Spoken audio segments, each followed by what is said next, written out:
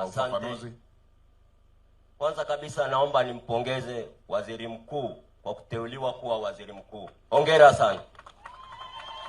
Na vile vile nikupongeze kama mwanafunzi wangu wa shule ya msingi Makunda. Nilikuacha ukiwa darasa la 4 na ukatimiza ahadi yangu. Nilikuja darasani, nilikuwa nafundisha jiografia, nikakuuliza swali, nikakwambia mlima mrefu kuliko yote Tanzania ni mlima gani? Ukanijibu vizuri sana, mlima Kilimanjaro. Nikaona sawa. Bahati nzuri mimi nilikuwa nacheza mpira na wewe ulikuwa unacheza mpira. Kaenda uwanjani. Mimi nilikuwa upande wa Simba na wewe ni Yanga. Bahati mbaya tukawafunga.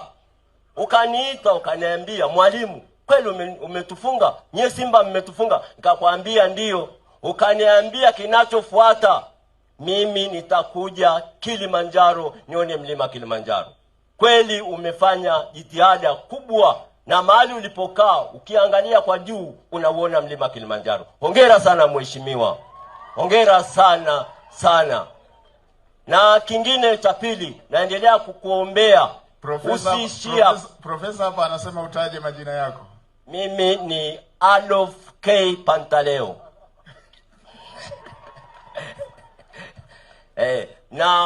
Na kuombea Mungu usiishie hapa. Usiishie hapa kwenye mlima Kilimanjaro. Mwenyezi Mungu akuangaze.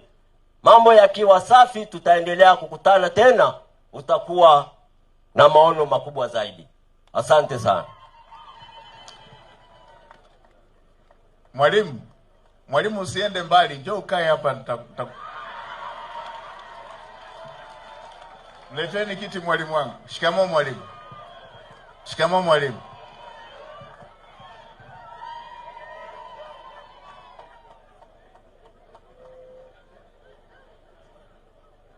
Mleteni ndani huko.